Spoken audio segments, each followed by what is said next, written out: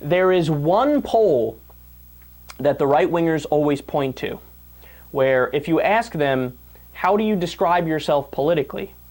I forget exactly how they term it and the way the poll asked the question, but they pick center-right or moderately conservative and or right-leaning, whatever it is, right? It's like moderately conservative, something like that. That's the one poll that the Republicans always cite, where they say, oh, this is a center-right country, center-right country, center-right country, center-right country. Fox News has been saying it for years. It's even worked its way into conventional wisdom. You see it on CNN, ABC, the morning shows on Sunday, you name it, right? But guess what?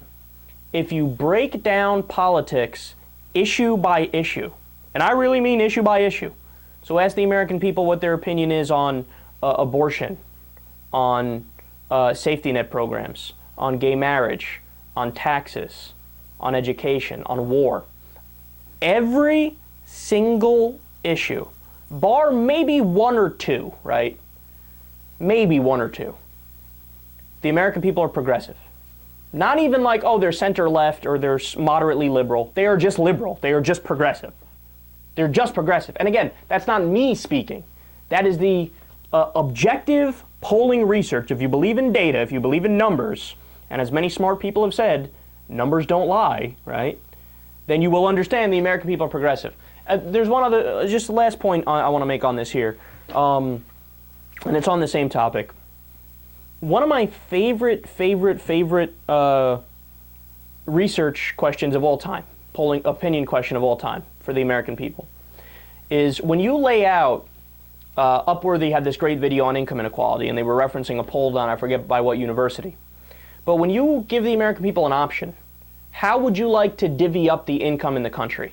So in other words, what's the ideal level of income inequality? How do the American people respond? Well, they're not unreasonable in either direction. So what I mean by that is they're not communists. They don't say, I want everybody to make the exact same amount of money. And they might, I don't know why it is that they're correct on that they understand that would set up a perverse incentive system, and that's a system that can't really work where everybody makes exactly the same, right? I don't know why they understand it, but they understand that doesn't make sense and they don't like it, right? So they're not communists. They're also not insane anarcho-capitalists, where they want like the wild, wild west with no government regulation and no concern for income inequality, where you have 1% that has like 80% of the wealth and everybody else is fighting for the crumbs, right?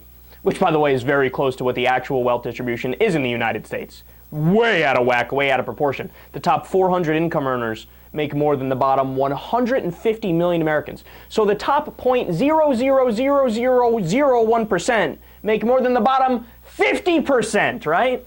But you know what the American people said? They were in favor of a system that is slightly more progressive than Sweden. Sweden is what's called a social democracy. It's what conservatives in this country call socialist. It's a welfare state is another political science term for it. A Harvard business professor and economist asked more than 5,000 Americans how they thought wealth was distributed in the United States. This is what they said they thought it was. Dividing the country into 5 rough groups of the top, bottom, and middle 3 20% groups, they asked people how they thought the wealth in this country was divided. Then he asked them what they thought was the ideal distribution, and 92%, that's at least 9 out of 10 of them, said it should be more like this.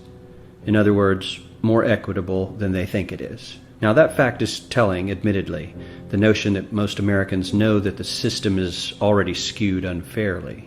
But what's most interesting to me is the reality compared to our perception.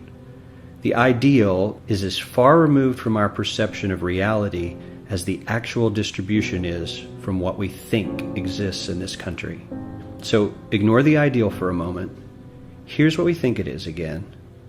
And here is the actual distribution. Shockingly skewed. Not only do the bottom 20% and the next 20%, the bottom 40% of Americans barely have any of the wealth. I mean, it's hard to even see them on the chart. But the top 1% has more of the country's wealth than 9 out of 10 Americans believe the entire top 20% should have. Mind-blowing.